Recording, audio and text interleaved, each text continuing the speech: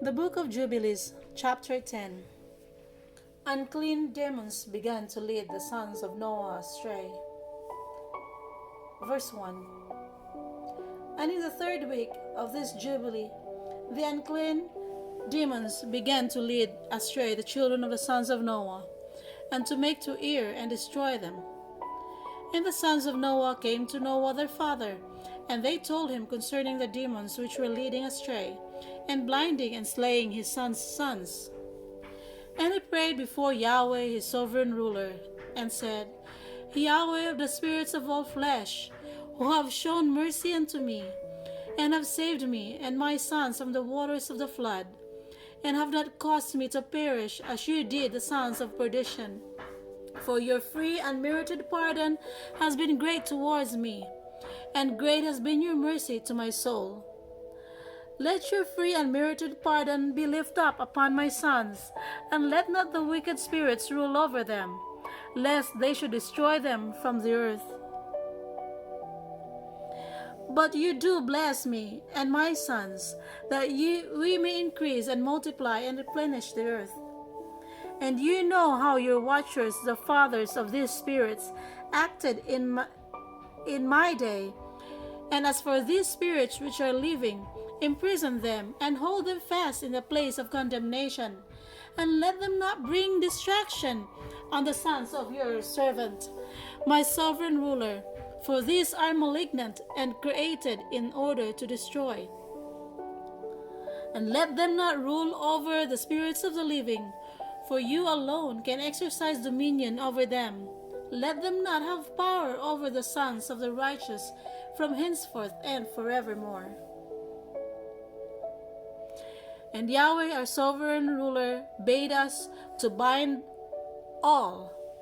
And the chief of the priests, Mastema, came and said, Yahweh, Creator, let some of them remain before me, and let them listen to my voice, and do all that I shall say unto them. For if some of them are not left to me, I shall not be able to execute the power of my will on the sons of men. For these are for corruption and leading astray before my judgment, for great is the wickedness of the sons of men. And he said, Let the 10th part of them remain before him, and let 9 parts descend into the place of condemnation. And one of us he commanded that we should teach Noah all their medicines, for he knew that they would not walk in uprightness, nor strive in righteousness. And we did according to all his words. All the malignant evil ones we bound in the place of condemnation, and a 10th part of them we left, that they might be subject before Satan on the earth. And we explained to Noah all the medicines of their diseases, together with their seductions, how he might heal them with herbs of the earth. And Noah wrote down all things in a book, as we instructed him concerning every kind of medicine. Thus the evil spirits were precluded from hurting the sons of Noah. And he gave all that he had written to Shem, his eldest son, for he loved him exceedingly above all his sons. And Noah slept with his fathers, and was buried on Mount Lobar in the land of Ararat. 950 years he completed in his life, 19 jubilees and 2 weeks and 5 years.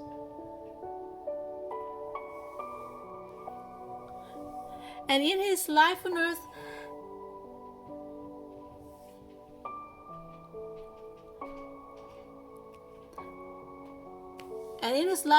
he excelled the children of men, save Enoch, because of the righteousness wherein he was perfect. For Enoch's office was ordained for a testimony to the generations of the world, so that he should recount all the deeds of generation unto generation, till the day of judgment. And in the 33rd Jubilee, in the first year of the 2nd week, Peleg took himself a wife, whose name was Lomna, the daughter of Shinar, and she bare him a son in the 4th year of this week, and he called his name Reu. For he said, Behold, the children of men have become evil through the wicked purpose of building for themselves a city and a tower in the land of Shinar. For they departed from the land of Ararat eastward to Shinar. For in his days they built the city and the tower, saying, Go to, let us ascend thereby into heaven. And they began to build, and in the 4th week they made brick with fire, and the bricks served them for stone, and the clay with which they cemented them together was asphalt, which comes out of the sea, and out of the fountains of the water in the land of Shinar. And they built it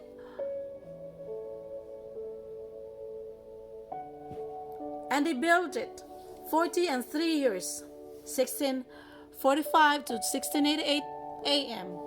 were they building it.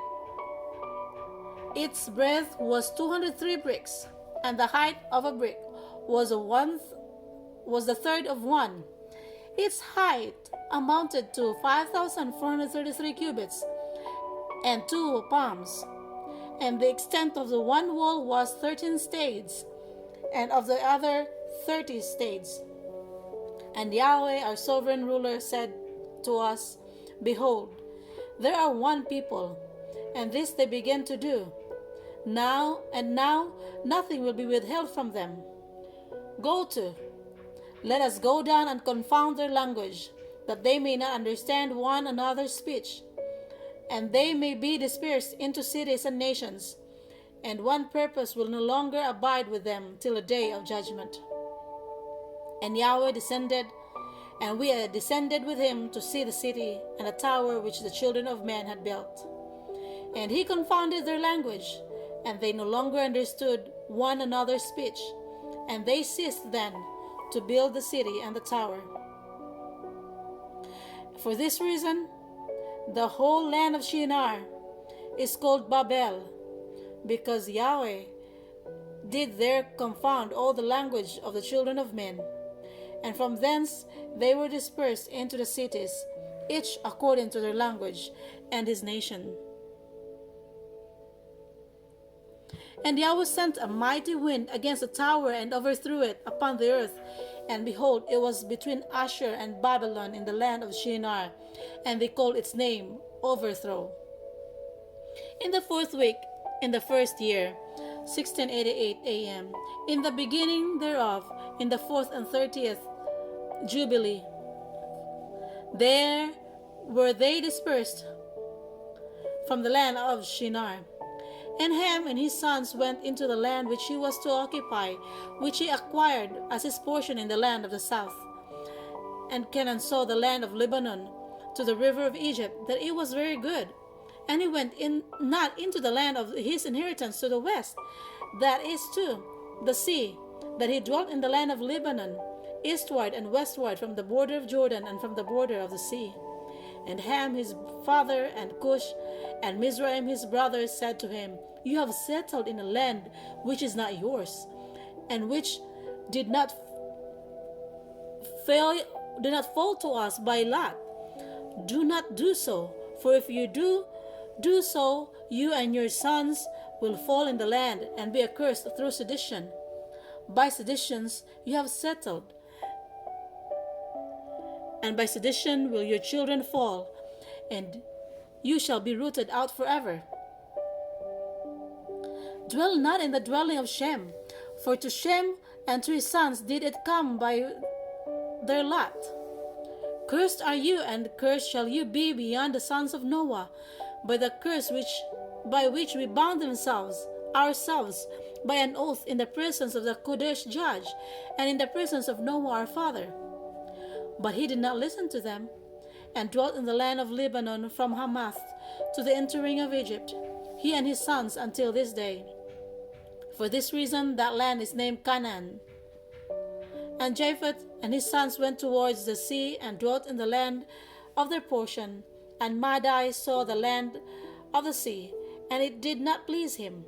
And he begged a portion from Ham and Ashur and Arphaxad, his wife's brother, and he dwelt in the land of Media, near to his wife's brother until this day. And he called his dwelling place and the dwelling place of his sons Media, after the name of their father, Madai. This concludes chapter 10 of the book of Jubilee.